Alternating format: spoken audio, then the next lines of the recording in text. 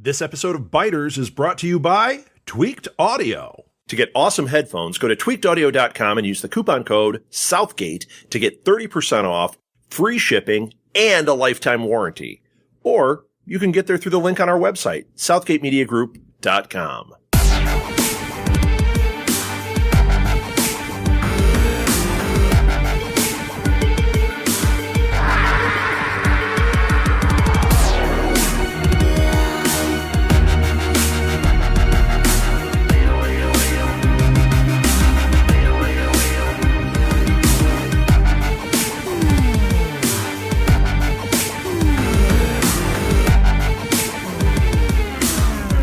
Hey everybody, this is Diane. Hello and welcome to Biters.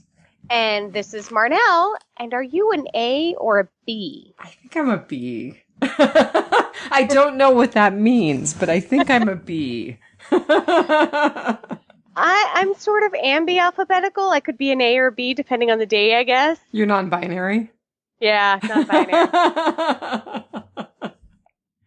Oh, we are podcasting season 9, episode 3, Warning Signs. And let's just dive into it. What did you think? I really, really liked it. I don't know if I loved it as much as you did. There wasn't a lot for like the first 40 minutes or whatever, but like the last 10 minutes were like, holy crap, wait, holy crap. Right. Yeah. Like it just came to you rapid fire, just boom, boom, boom, everything at once, all at the end. And it was a slow build, but it was definitely worth it. So how did you rate it? I rated it 4.5 ripe tomatoes. Oh, very good. I can't quite bring myself to give it a 5. I'm so close to giving it a 5, but I'm giving it 4.975 out of 5 surreptitiously sliced hands. Oh my goodness. I'm really close to a 5 on this one, and I had to talk myself out of it. You're like, there's nowhere to go from 5. Right. I really loved this one. I really did. I mean, it's right up there, very close to the episode or the series premiere. I really think that we have given another episode a 5. I feel like there's been a 5 in there somewhere. Yeah, where it's like, we know we can't go up from here, but really the episodes just don't get much better than this. Was it a new one or was it one on our review? I think it was one of my first years with the show. Okay. Yeah, boy, I don't remember, but I really feel like the only time that I've given something a 5 is the pilot, and maybe I'll go back and listen to the review and I'll find out that I didn't give the pilot a 5 either. Oh, but it has been 9 years. There have been a lot of good episodes, and this is definitely one of them. Yes, I mean, 9 years in that they can do an episode this good is really, really restoring. Right. So we can't trust the ratings. Right, which, the numbers were okay. I think they were steady. I read that they were steady. So the headline on TV by the numbers was The Walking Dead lands high in a sports-heavy week. Oh, it's always been a sports-heavy week. I think we talked about that last week. So it was second overall in 18 to 49 for live plus same-day views, and fifth overall in all age groups for live plus same-day. And it was, I rounded it up, but it was basically 4.9 million. So we're still beating Dr. Pimple Popper. We're still beating Dr. Pimple Popper. We're not we're at season 1 numbers though, really. Yeah, but they considered it a juggernaut in season 1. So 9 years in, if you are still doing your season 1 numbers, then, and you've gotten 9 years out of it, then keep on trucking. Well, the Live Plus 3 numbers are good. So it had the biggest audience gain in Live Plus 3 for last week's episode. These are all numbers about last week's episode. Right. They increased by 2.75 million views. So that was a 55% increase in the overall category. So it was second overall in Live Plus 3. So Live Plus 3, that would be Monday, Tuesday, Wednesday. So yeah, I could totally see people not watching it till after Wednesday also. Yeah, I mean, I don't know that I could wait that long, because you and I were talking last night about spoilers and about not having to avoid social media because you don't want to get spoiled on episodes. So I'm not sure that I would wait until Wednesday to watch an episode. I've been known to wait until Monday, depending on how chaotic my Sunday night is. I still don't know what happened at the end of Lost, so, it is You are possible. really good at avoiding spoilers. Yeah, it's totally possible. Oh, I don't want to be that way with this series. I petered out with Hell on Wheels, which I really loved the first few seasons. Yeah. I don't want to peter out on this series. I want to see it to the bitter end. I have quite a few shows that I have petered out on, and I mean they're still on the list. I still want to know how they end up, and some of them are still going, and I still see headlines about characters who have left the show, and so I do know, like 8 seasons in or whatever, Abby leaves NCIS, but like I don't know. This is, and not just because I podcast about it. This is one that I've been with since the beginning, and I try and watch it every Sunday, if not Monday, or both. So, I was even traveling this last week, and I still came home on Sunday and watched TWD. So, yeah, I love the show, and I will be there until the bitter end. Yeah, I'm right there with you. Yep. So the title, Warning Signs, I felt like it was such a deep title. I felt like there was really a lot. There are so many beyond the obvious literal warning signs that we opened up with and ended with. And did you notice on Talking Dead that they said that the spray painted warning was actually the final warning from Simon to the Oceansiders? Yeah, and Cindy did mention that when they had Aaron at gunpoint, that Simon came and gave them their final warning, and that was where they had lived. So, yeah, I knew that was from Simon. So other stuff that I thought that the title could really speak to, again, other than the actual signs and that spray painted warning. So we had warning signs in clues that were dropped, like the clue about Cindy's hand, which Thomas O'Mara called that. Right. The clue about the arrow. Yep. I mean, there were various clues that were dropped that were little warning signs throughout the episode. Yeah, and even to the point that Daryl and Carol have both given warnings to Rick that, this is coming to a head. Mm-hmm. Yeah, and that was one of the other things that I was thinking of, was that we see warning signs throughout in people's behaviors, and warning signs about the murders of the saviors.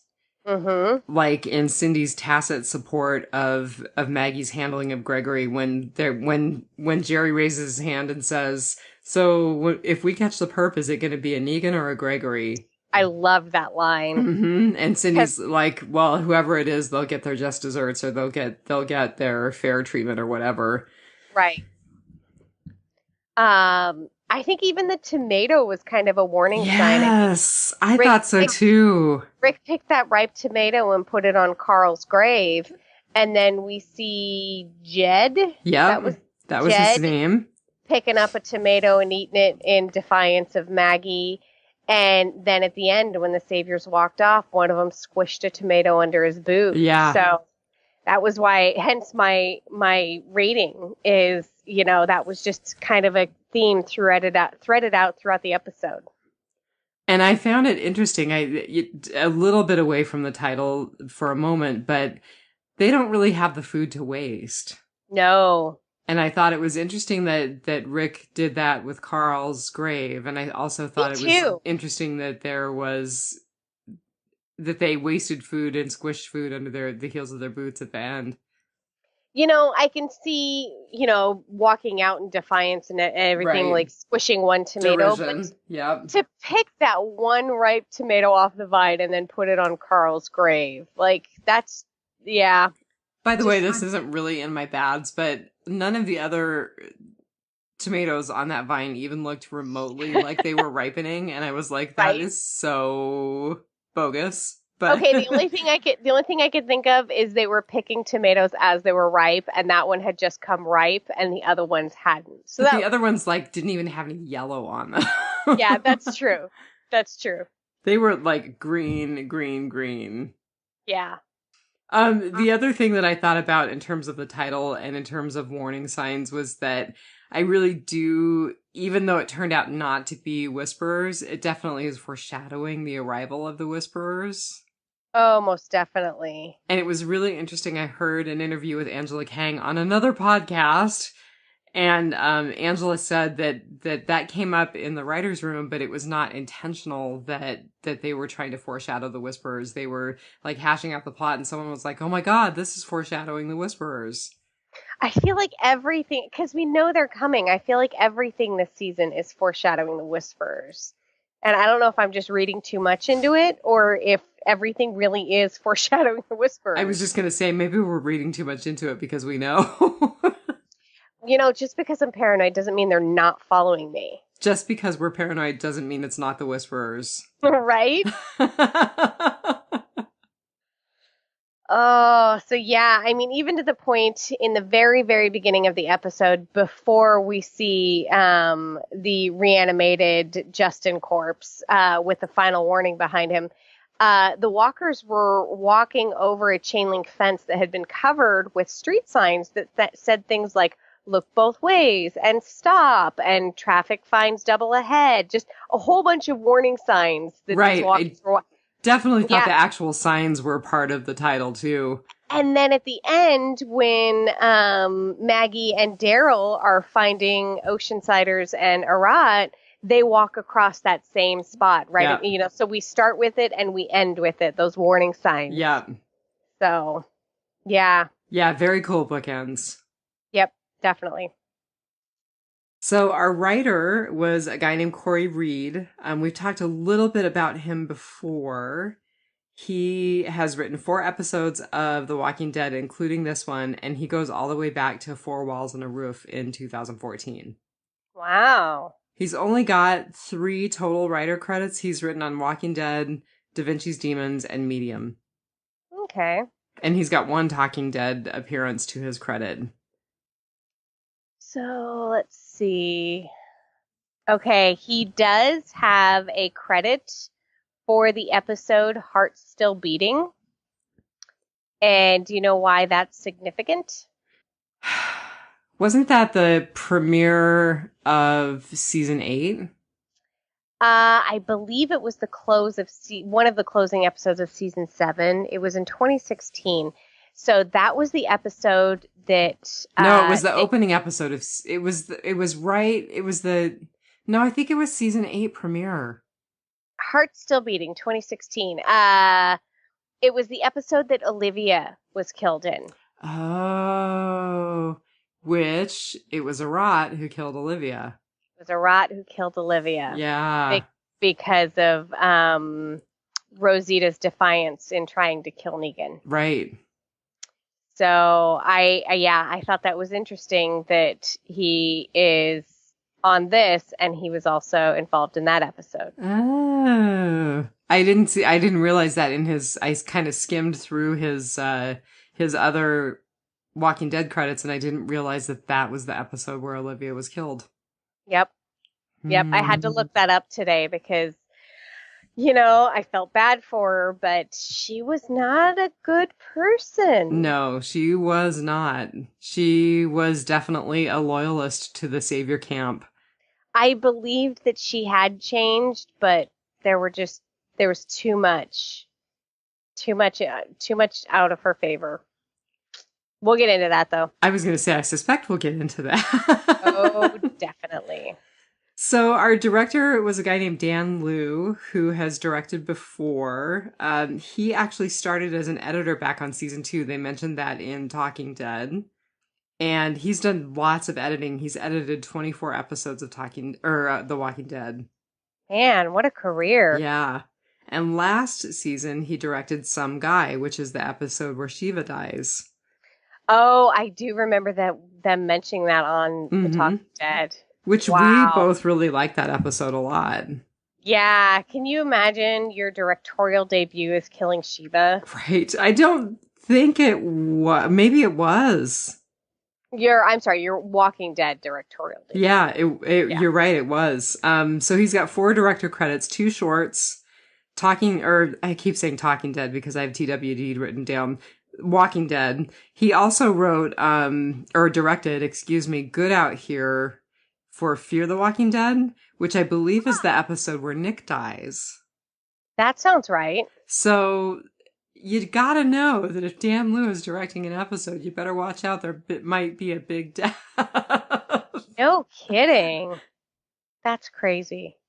But I thought it was really neat that he had started so far back as an editor. And I in that same episode in that same podcast where I heard the interview with Angela Kang, she mentioned that she had also started with The Walking Dead back in season 2. So that was kind of a cool little piece of synchronicity. That is very cool.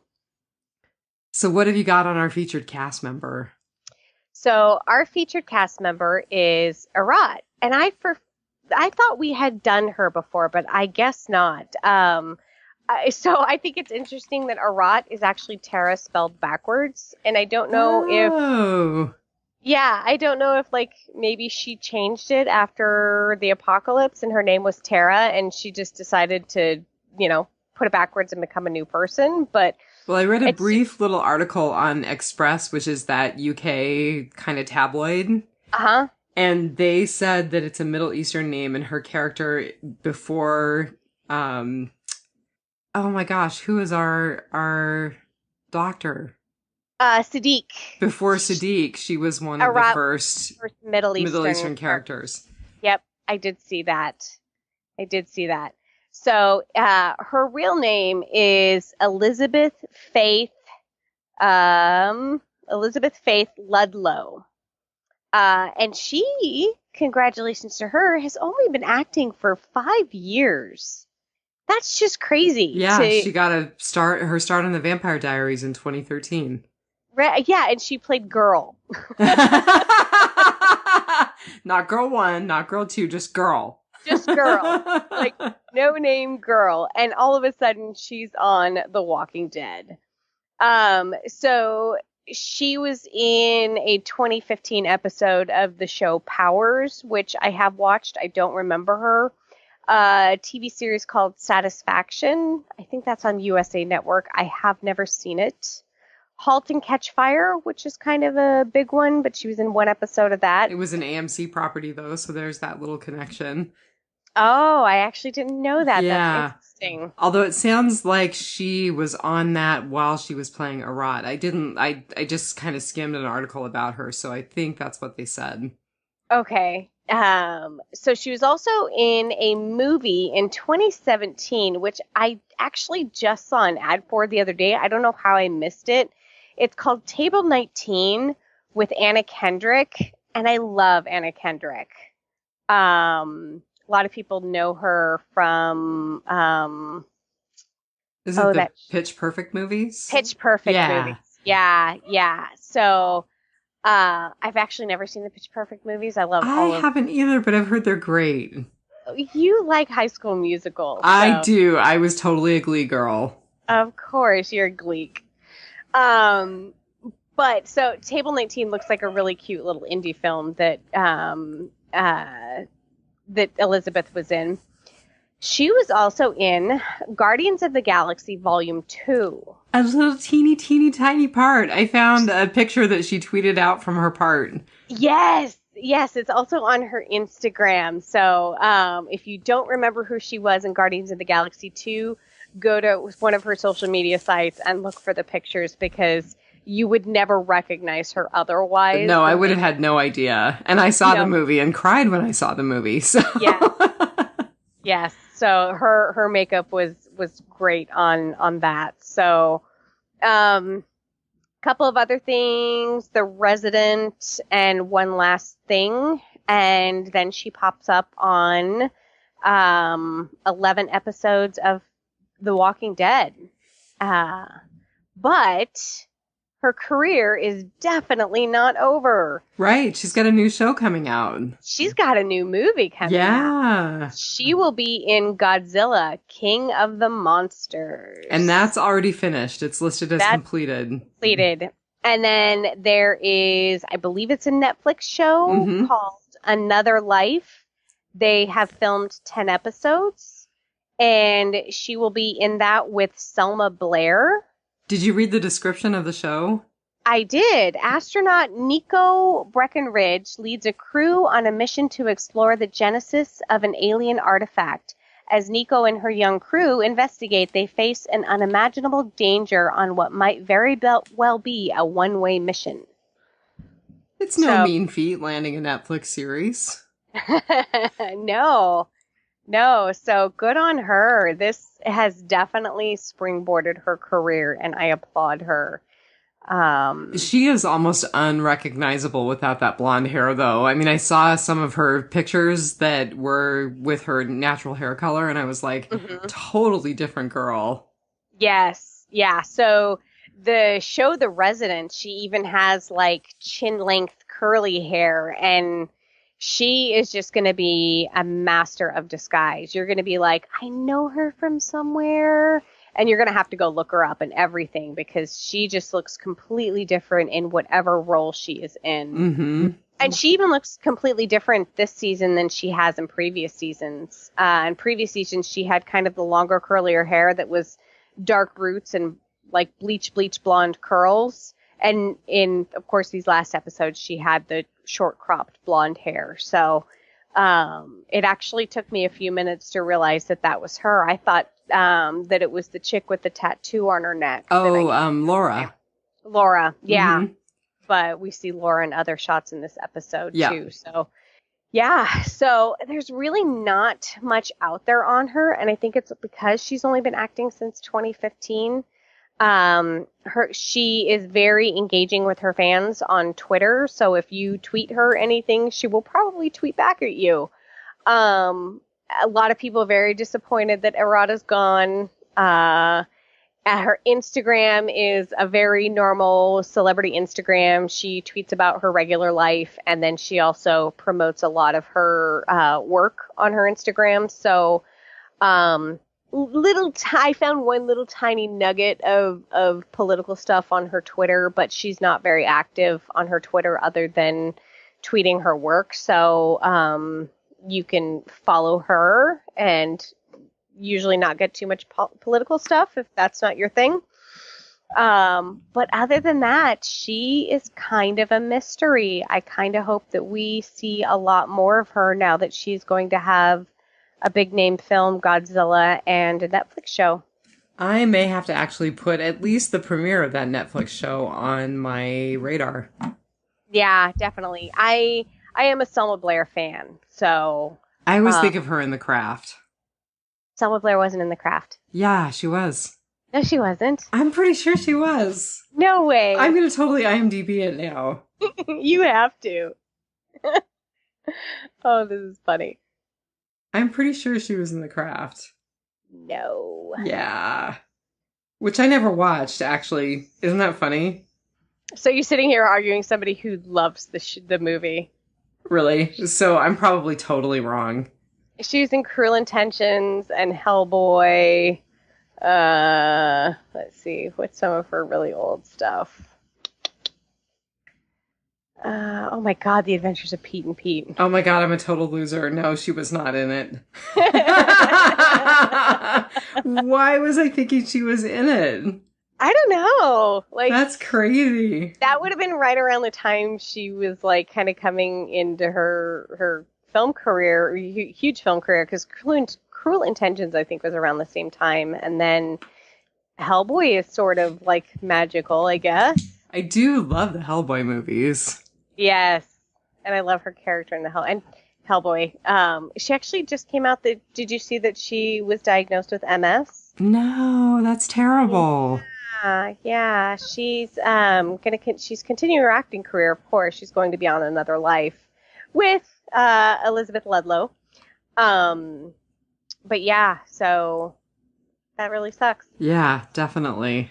I mean, our medicine around MS has definitely gotten better, but it's not perfect. No, no. But she is committed to continuing her career. So hopefully Another Life with her and Elizabeth Ludlow get more than 10 episodes. So subscribe to Netflix and watch their show.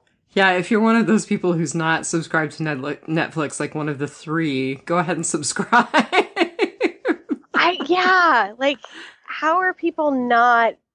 I guess I watch Big Brother UK, and this is its final season, and Netflix is looking at picking it up, and people are freaking out because they're like, I don't want to have to pay to watch Big Brother. I'm like, you don't have Netflix already? Which, by the way, I have a bone to pick with you. Me? I'm totally ruined. I'm watching all of those stupid Halloween cooking shows because of you.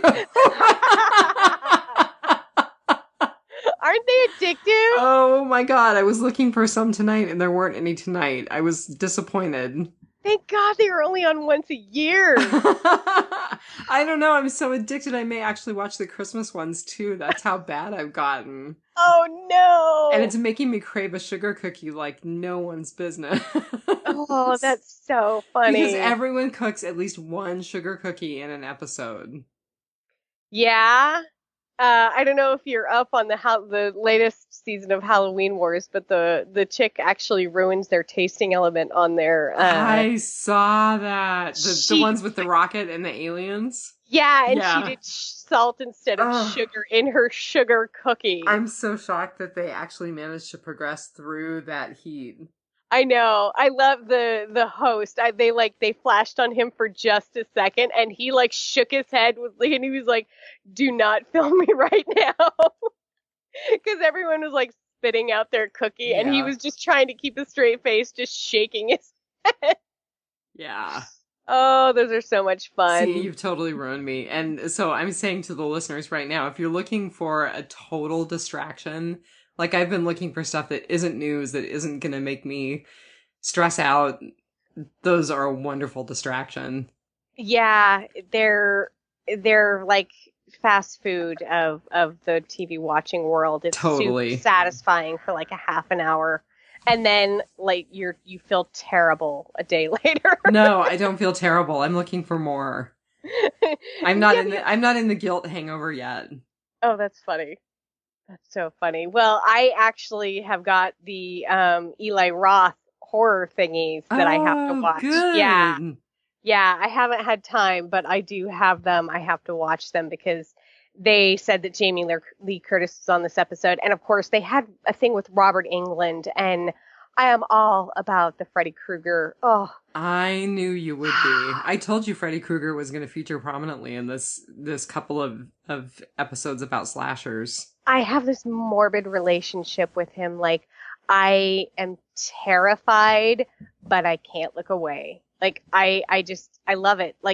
I'm nearly 40 years old, and Freddy Krueger still gives me nightmares. Well, there you go. Admit that, but I can't look away. And Robert Englund is such a delightful gentleman. That's really funny. I don't think I've ever heard him described that way. He really, really is. He's really good with the fans, and he's just always so engaging with anything that he does. And he never turned away from his roots, being that character. And he's just, and he plays up other parts, other horror movies that he's been in. And he's just an amazing guy. I just absolutely love him. Well, very cool. Yeah. So do we have anything for Whisperer's Corner? Well, it's actually something that you told me yesterday, which is that Rick's death has leaked all over the internet. So spoiler alert, don't go looking unless you want to know. I have not looked. Right. I'm not looking. Right. And I don't want to know. When I texted you, you were like, yeah, they said he was dying in 2 episodes. I was like, no, but the details of his death, where, when, how, and why. So, yeah, I am not looking. I just think it's really rotten that things like that get spoiled. Yeah. And I guess I'm enough of a purist that I just don't want to know. You know, I'm one of those people that will read the last part of the book because sometimes I just have to know, but there are things like this that just have to naturally progress for me. I don't want to know until you know, you know? Mm-hmm. The only other thing I have for Whisperer's Corner isn't really a reveal, but I watched a brief interview between a Hollywood reporter, interviewer, and Norman Reedus today. And Norman Reedus was so gracious. You know, they were talking again about Andy Lincoln leaving the show. And he said, you know, I just want to put to rest all of the stuff about Daryl stepping up and becoming the leader, like the main man of the show. And he really emphasized that this is an ensemble cast and that people have really stepped up to fill the void that's been left by Andrew Lincoln. So he was very, very, very gracious, and I was impressed by that. That's cool. And I think that is very true because if you really think about it, yeah, I think these last couple of episodes have been Rick heavy for good reason. But we have had entire episodes before without Rick in them. So, you know, this really is an ensemble cast. And for someone who's getting $20 million, what, per episode? Right. Or for the whole season? I don't know. Like, good on him if he's getting 20 million per episode, but I really That sounds hope crazy. that's obscene. Yeah. But like, for someone who's been tagged the $20 million man, for him to emphasize everyone else's role in the cast is really, really gracious. Yeah, definitely. Ow. That was my desk. So that's really all I have for Whisperer's Corner. So I kind of have a little bit of Whisperer's Corner. It's going to tie into something later we're going to talk about later in the episode. Okay. But so there is a bunch of articles out there online because you know I am on Heath Watch 2018. I am obsessed with Where is Heath? #Where's Heath? There's a bunch of articles online about that they may have just revealed where Heath is in this episode. Do you think he's with the people with the helicopter? He's either an A or a B. So, I think it was Screen Rant had an article up about The Walking Dead may have just revealed where Heath went. And they pointed out that after Heath's disappearance, Heath's van was spotted near at the scavenger's base. So, interesting. Yeah. I didn't remember that. I didn't either. Screen Rant had the article up about it, and they pointed it out. But it is definitely a common theme. Let's see. Cinema Blend also had an article about it. So I think if that's not where Heath is, we're definitely finding out where Heath is in like the next year. Oh, I think we'll find out this season. I remain vigilant. I'm keeping the light on for you, Heath. So that's what I had for Whisperer's Corner. But it will definitely tie into what we talk about a little later. Well, so hit me with your good. Okay, so speaking of talking about it later, my good. That was fast. My good was Anne/Jadis and her probable double cross. Girl, my jaw was on the floor. I was like picking my jaw up off of the floor. Okay, so we knew that she knew about the helicopter and that she was still super interested in the helicopter. We just didn't know she had a way of communicating with the helicopter. And then all of a sudden, we find out she had been trading people for supplies. I have so many questions.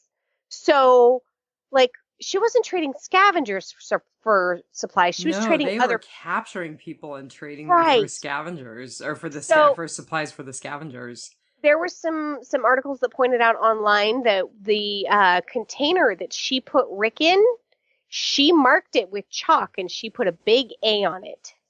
Well, and Angela Kang said in an interview that I read online, not an interview that I heard on another podcast, that there may be a link between that and like we've seen repeated things marked with A. Yes. Throughout the seasons. Yes, we have pointed it out before. I feel like we've talked about this. Oh yeah, we absolutely have. Yeah. Yeah. So I mean the train car at Terminus was marked with an A. Oh God, that's right. Grade A beef. Ew.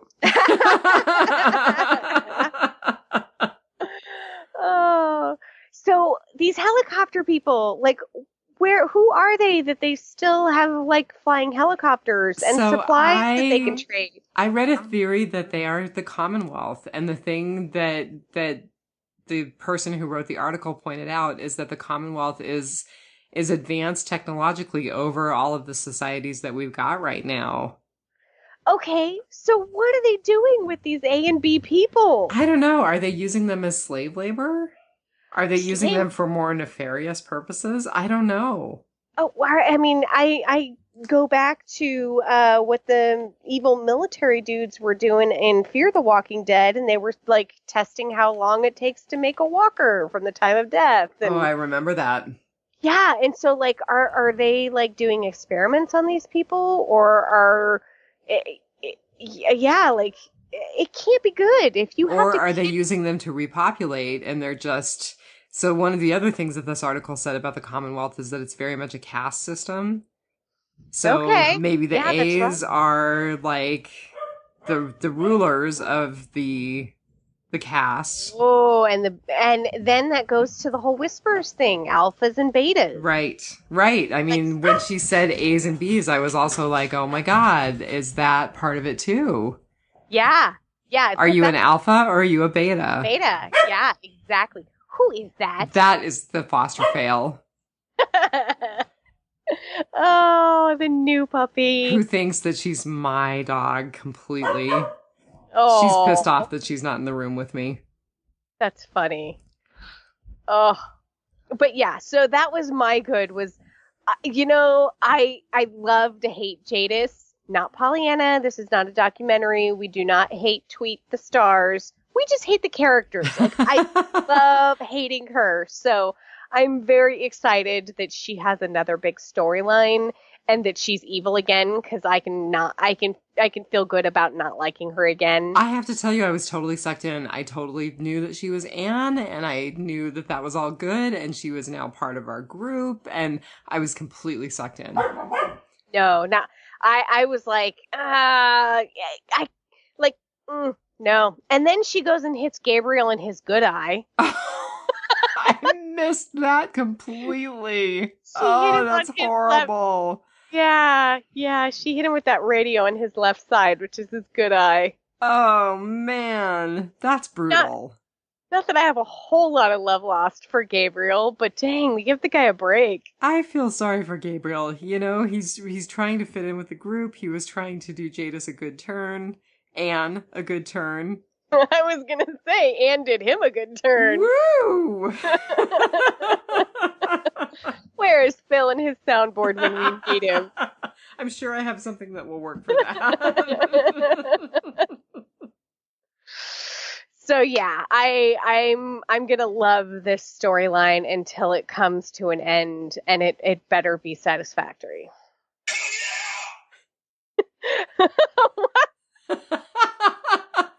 See, I was thinking more slow music, but okay. Bow chicka wow wow. Exactly.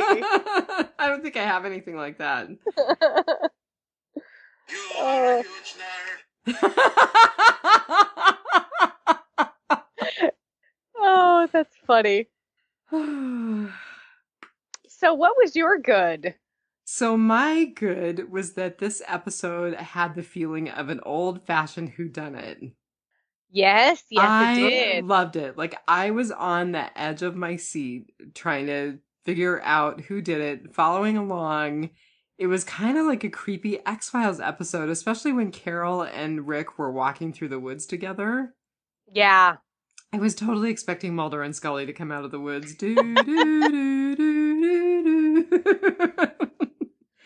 But I loved it. I loved that there was this whodunit in the middle of the zombie apocalypse and in the middle of a show that's not typically a whodunit. Well, and then Rick got to use his Yes. police experience. Yes. Daryl pointed out, is this what you do? Or is this what you did? And Rick was like, yeah, it when I had to.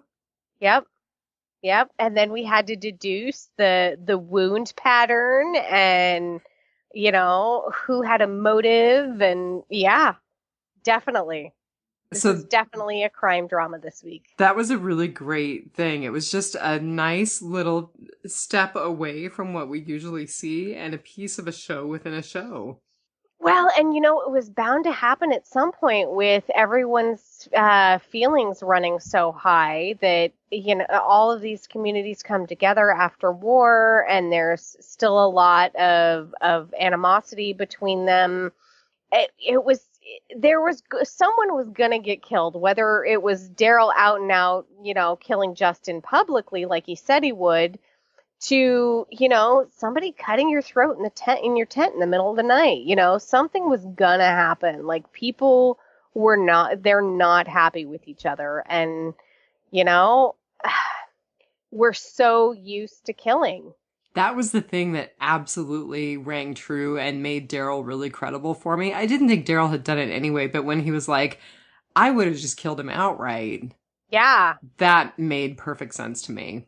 Yeah. Definitely. Yep. I agree. So did you have a bad? I had a kind of a small bad. I think my bad will be resolved next episode or within the next 2 episodes. I don't know what to think about Maggie and Daryl going to see Negan. Why are they going to see Negan? Are they going to go kill Negan? Is that their plan? Or are they going to go let Negan out because Negan is the only one who can get a handle on the saviors? Or why are we going to see Negan? So it looks like it's just Maggie, and I think she's going to kill him. Why can't we just leave him be? I mean, I don't think she's going to be successful, but I think she's going to kill him. I think that's her intention. But, I mean, is it because the whole we are still Negan thing? Like, is she going to do it publicly? Like, I don't understand where that's going, and I don't like it. I think we need to deal with the saviors as is and not re-involve Negan. Do you think that's how Rick gets killed? Do you think someone inadvertently kills him? I mean, wouldn't it be a great twist if he was like trying to save Negan and got killed himself? Wow. I hadn't thought of that. What would that do to Negan? Probably nothing. Negan has no conscience. He's a sociopath. I don't know. He was pretty gutted about Carl. True. Yeah. So I don't know. But yeah, I don't know why we're going to see Negan, and I don't know why we're circumventing Rick on everything now. Like, I get it. Like, they don't like the way Rick is handling things, and they want to do it on their own. But I really think that we just need to sit down and talk. But now this is a point that Norman Reedus made in that interview that I was listening to today. They have tried to talk to Rick. And every time they've tried to talk to Rick, they're like, you're not hearing us. You're not hearing us. You're not hearing us. And Rick is still in that, I'm going to make everything right. It's all going to be good. It's all going to work out. Okay. We just haven't seen that. And, you know, the coming on the next episode, it does look like, you know, Rick gets the news that Maggie is headed to Alexandria, and he freaks out and is like, don't let her in the gate. So he knows. I feel like this could be resolved some other way without involving Negan, who I think should have already been dead, but whatever. I mean, I'm totally on board with we should have just killed Negan rather than keeping him in prison for life. And, maybe we could have avoided a lot of this "we are still Negan" crap and some of the jerky saviors. But, yeah, I don't know. Like I said, maybe my bad will be resolved in the next episode or two, and I will pick up what they're putting down. But right now, I'm not. So. Boy, speaking of jerky saviors, and this is off topic too, but we had a lot of saviors bail. Yeah. A lot. Yep. My thing is though, like, I get the point of a strike, and I get there's going to be some rough times. You might miss a paycheck or two, but seriously, you guys can't grow crops. You are going to starve to death. What are you thinking? Well, and it sounds like this river is really significant in terms of the being able to bridge it and being able to keep communities communicating. Right. And they're walking away on that communication. What are they thinking? Like, they have no guns. They have no way of defending themselves or taking anybody else's stuff. They can't grow their own stuff. I get it. Like, the deal was you protect us and we'll be your labor. And, Rick was derelict in protecting them. But what else are you going to do? Well, and I think Carol really brought it up. She's like, it's starting again. Yep. There, warning signs. Yeah. Yeah. Yeah. It's like a Tinder date with no inside door handles of the car. Spoken like a true murderino. Right? Oh, yeah. So, did you have a bad? It was super, super, super small, and it's kind of redundant because we've talked about it so many times, but how was Jadis's walkie-talkie charged and ready to go after 18 months? Right. Has she been sneaking off and charging it? And how is she charging it? That's got to be a serious walkie unless the helicopter dudes are really close. Or they have a relay really close. I mean, maybe, I don't even think she's been having enough contact with them to have them, like, deliver new charged walkies. I don't know, yeah. The helicopter didn't stretch credulity at all, but the walkie-talkie did. Right. Right. So that was small, but that was my bad. But it is definitely something we have talked about before. Yeah, and it didn't seem like it was, like, had any spare batteries around or a charging station or anything like that. So, yeah. But I loved the idea of her having, like, all kinds of weird little hidey holes of stuff. Like, she had, like, this full, like, IKEA tricked out apartment in the dump. And, yeah, I just love the idea of her having stuff just stashed randomly all over. Oh, and I've got to tell you, I know this is really kind of dumb, and I'm so played. I'm so easily played. But when they were like, I think it was the trash lady, my heart just broke for her. Oh, I know. And, like, she even mentioned that to Gabriel later, and she's like, I was the first person they accused. Yeah.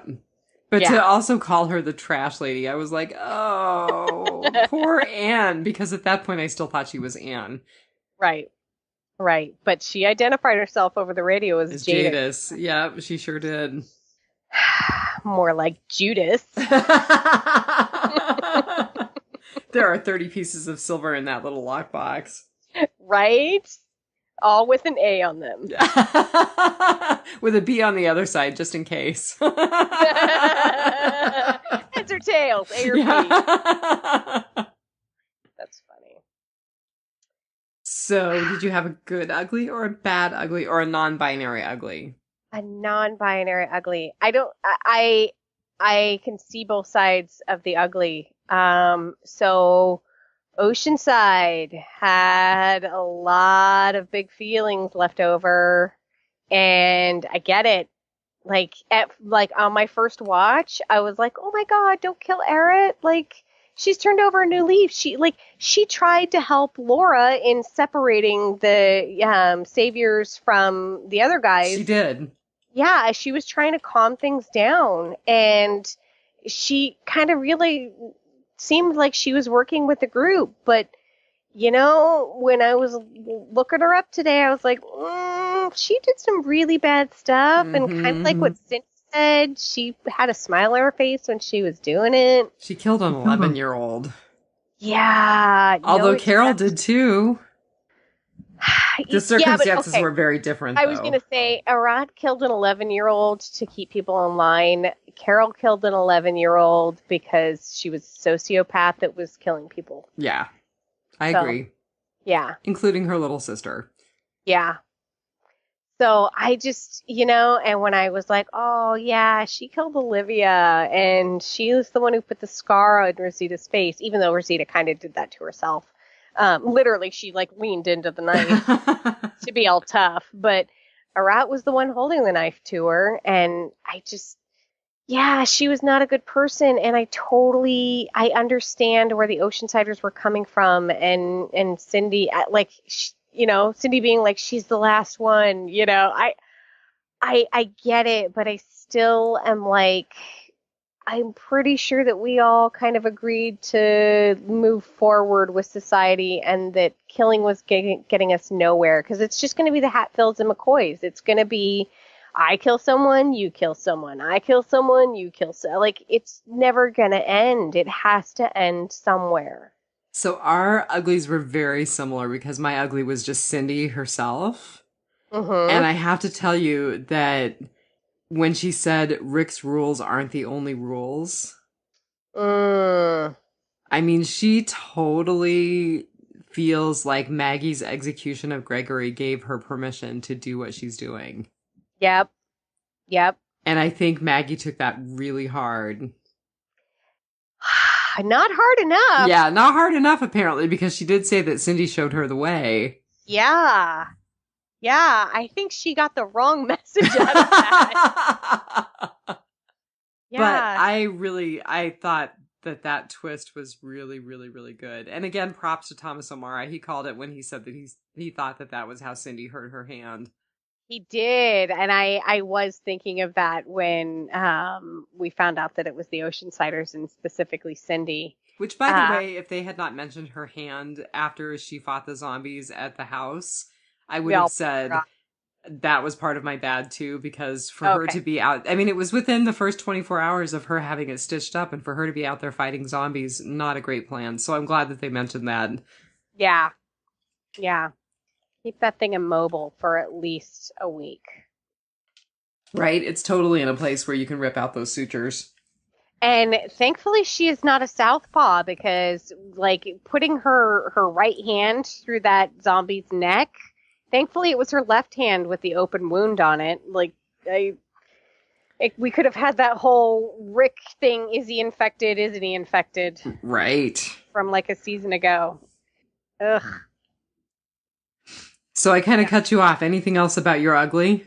No, I think that was it. It was, I really see Oceanside's side of it, but I'm also like, just stop already. I guess my other part of that ugly was I was really floored that Maggie and Daryl just walked away and let it happen. I was too. Another moment where I was picking my jaw up off the ground. But of all of the two people that it could have come upon that scene, those I think are the only two who would have walked away. Yeah. I don't know. Carol might have. I think Carol's getting kind of fed up. Yep. I think everyone's a little fed up, and Rick is the one. Rick is the one in the relationship trying to hang on and make it work, and it's just not happening. Yeah. So, Rotting Potpourri. There were lots of callbacks in this episode. There were. So, Merle and Sasha and Abe and Glenn were all mentioned in the conversation that Rick and Daryl had.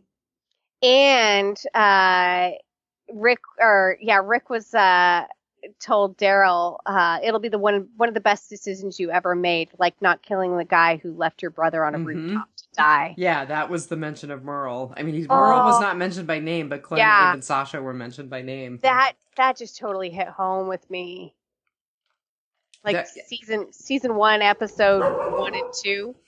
They're doing all of these callbacks, and remember we talked about it. We talked about whether or not they would do more season 1 callbacks because of wrapping Rick's storyline up, and I really think that they are. Yep. And so the hands prying at the boards at the house, totally before they mentioned that on Talking Dead, I was like, oh my god, that's just like the hands prying at the door at the hospital. So I was really glad that they said that on Talking. Oh, yeah. Maggie carrying Herschel's watch when she and Daryl were walking along together. Did you see that? You know, wasn't she carrying it in last episode too? Was she? I didn't see it, but I mean, it was really obvious this episode. They focused on it. Yeah, they've definitely been focusing on that. What else? What else have you got? I had a weird little funny thought when Rick and Michonne were together, and I was just like, could Michonne be any more different than Lori?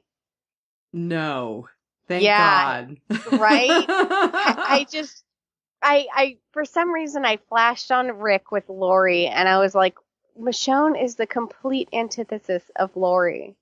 Like, she's capable of handling herself, and she's a leader, and she's not relying on anybody. And I just, I love that. I cringe when they have love scenes. Like, I don't know why. Really? Like, it's none of the other, like, I loved Maggie and Glenn. I loved, Abraham and, Rosita. And I don't know, Rick and Michonne it's kind of like my mom and dad, you know? Like, no. Ugh.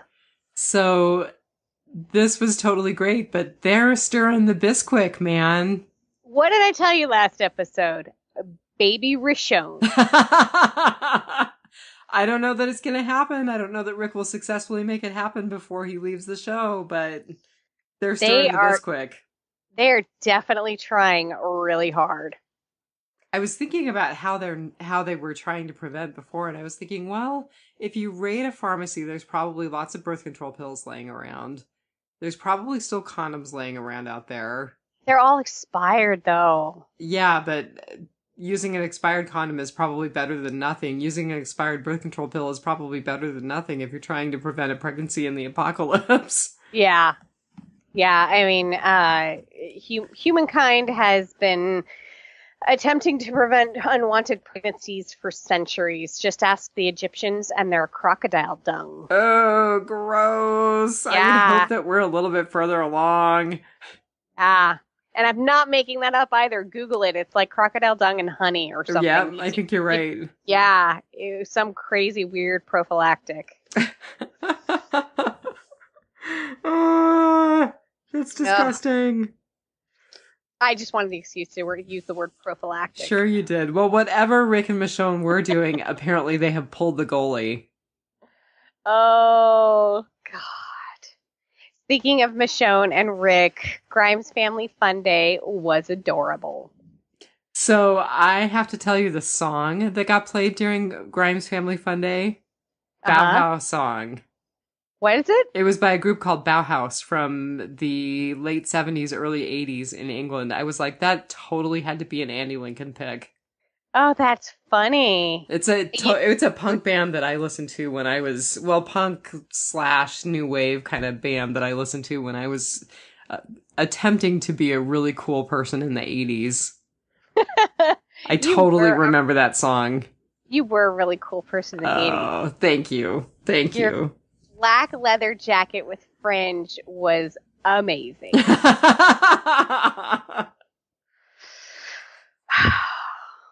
So it was cool to hear that, and it was cool to hear Peter Murphy's voice. That's the lead singer. I was like, oh my God, that's Bauhaus.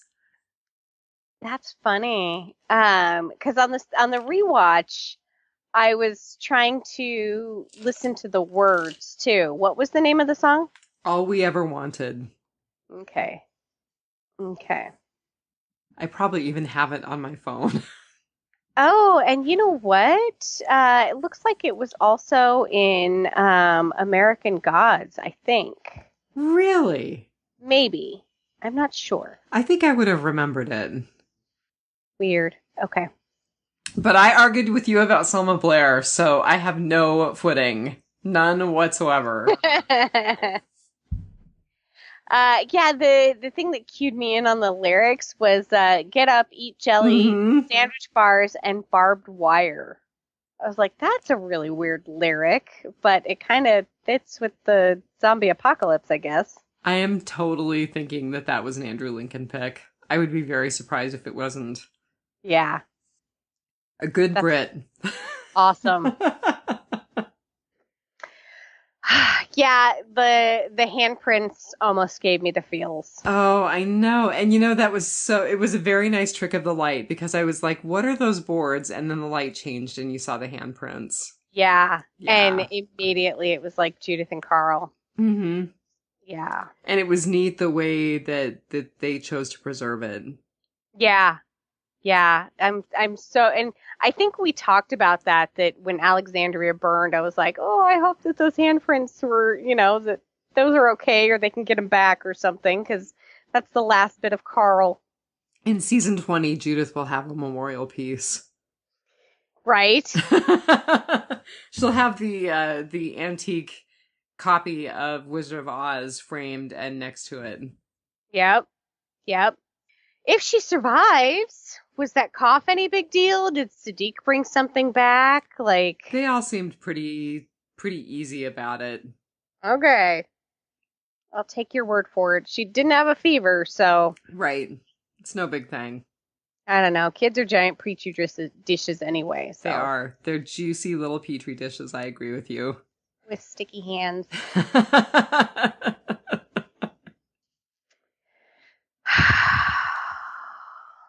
So, do you have anything else? I am looking through my rotting potpourri. I do have a little bit of feedback from our Facebook page. Okay. I have one last thing on the show before we do that, and then we can get into feedback. Okay. So, the intro. Oh, did it change? No. But Huffington Post has this great article titled, "Is Another Major Walking Dead Character Secretly Leaving? An Investigation." And they go through this whole thing about how the intro is telling us a story, and we saw a part of that story in tonight's episode. So there's a scene where there's a pitchfork through a skull, and you see Daryl's bow and arrow and Carol's knife. Okay. We talked about that before. Well, we saw Cindy put a pitchfork through somebody's skull this episode, one of the Walker skulls. Yeah. So beyond that, you see the helicopter, and then you see Rick and Michonne on horseback, and then they kind of fade away, and two graves fade into the scene with Michonne's sword in the middle. And is that Rick and Michonne's graves? Or is it Rick and Carl? I thought that too, and they did mention that, but Carl doesn't actually have a little cross. He has the rocks in the shape of a C. True. And these are two crosses. And you can, on one of the scenes, you can still see Rick and Michonne on horseback in the distance, and the two crosses, and then her sword in the middle. And then it fades to, I believe, Rick's pistol and Lucille. And then so on and so forth with the credits. So could we be losing Michonne? I'm not going to say no because she has crossed over to the Marvel comic universe. And they make that point too. Plus, Andrew Lincoln did slip up at Comic-Con, and it really could be anything, but he, I guess, let's see, he keeps sending Norman Reedus scripts, or something like that, and he also, Norman, Rick keeps sending Daryl scripts. Andy Lincoln keeps sending Norma Rita scripts. And now he said that Denai Guerrero is also doing that too. And so people are reading into that she's sent, So I don't know. But there is this whole big theory with the credits and Michonne possibly dying.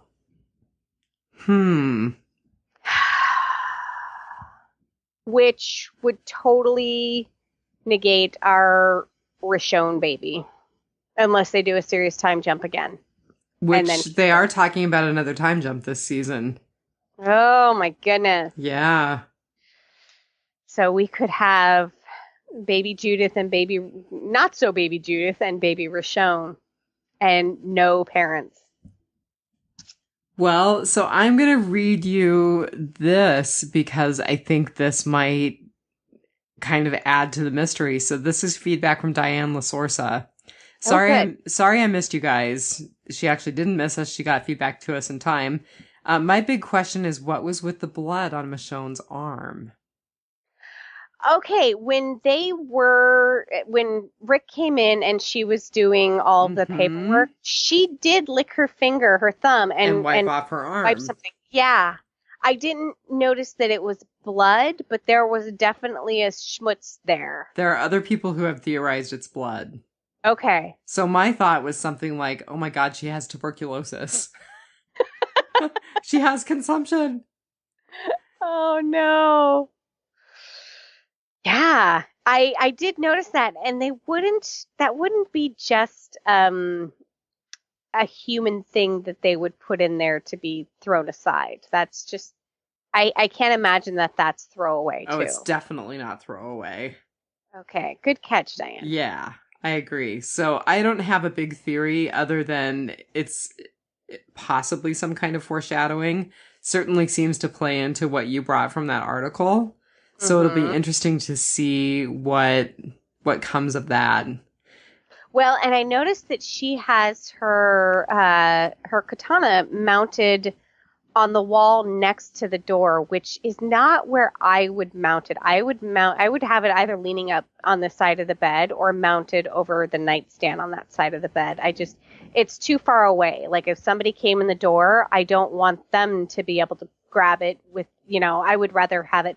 And we see in the preview for next episode, she does kind of take this look at the katana, like it's time. So it's going to be another good episode. It will be.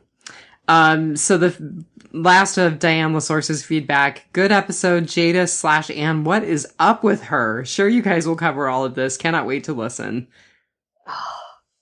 I love that. I hated the trash people. I hated Jadis. I was like, okay, I guess she's part of us now. And whatever. She's not. And she's not. And I love it. So Thomas Reese, we got some feedback from him. We haven't heard from him in a long time. Hey, Thomas. Good to hear from you. And he talks about Jadis and Rick, which I think is a really good theory. So he says, what's up, guys? Haven't checked in a while. Loving the new look and feel of Walking Dead and Fear the Walking Dead. They've never said Rick was going to die. I think Jadis is going to trade him for a ride out of Virginia. A sure shot way to get people to tune in to the new spin is having Rick as the main character. Thanks, guys. Can't wait to hear the review. Interesting. Yeah. And that adds to your theory from last week where you read that Kari Payton said that things were kind of left open. Yeah. So I don't know. I am warming to the idea. Like at first I'm like, no, I want closure. I want to see Rick's dead body or his animated corpse or something. But now I'm like, maybe. I am not sure how I feel about the thought of Rick not dying. I think I'm kind of at the point where I would like some closure for the actor. Right. And Andy Lincoln. But the guy has earned a break. I think that's a really good theory on Thomas's part, and it would be awesome if that was how they managed to write Rick out of the story. Because I think we're a ways. I I think we're getting hints, but I think we are a ways away from any real contact with the helicopter people and any real contact, any real demonstration of what they've got going on. I don't think we're going to see a whole lot of that this season. Really? I mean, I don't. I think if anything, we'll see someone get traded, but I don't think we'll see where that person is going back to or what they're going back to. Okay. I will accept that. I mean, I think that they've taken on a whole lot with the Whisperers arc, and I think that bringing the Commonwealth into it might be just too much. Yeah. And I think the next 2 episodes are going to be focused on Rick. On Rick. Yeah. Yeah. And then I think is episode 5 our mid-season finale? No, episode November 8 4th. is typically Okay. the mid-season finale. Okay, good. Yeah. Yeah, because there is going to be 16 episodes this season. Yeah, and so it'll be we'll 8. on episode 3, so we got a long way to go. We've got a lot to get through. Yep. Yeah. And if it's anything like the last 3 episodes, it's going to be amazing. I agree. It has been really good, and I think I had heard other podcasters who had preview copies say that they really felt like this was the best episode of the first 3, and I have to agree. Yeah, it's really hard to top that first episode just because of the whole feeling of seeing everyone again and catching up and figuring out the time jump and seeing how everything's worked out. And then, of course, my super excitement of that we're not using cars anymore. Right. And we've I don't know. I mean, Alexandria still has solar panels, so that may be how we're charging the radios that everyone has. But, you know, we've gotten around the whole thing from Fear the Walking Dead of the radios don't have that large of a range. So we're using a relay system. And so it's really explaining a lot of things that just kind of bug us all. So yeah, it was really hard to top the first episode, A New Beginning, but this comes really close for me, at least. I feel like it does, but that's me. Yeah. So next episode, The Obliged. Yeah, that's a weird title. Well, it looks like it's going to be Negan and Maggie centric. That'll be interesting. Like I said, I think my bad will be resolved over the next episode or 2. So it was tough to come up with a bad, but that was it. I loved it. Me too. But until next week, just remember, take it one dead day at a time. At a time.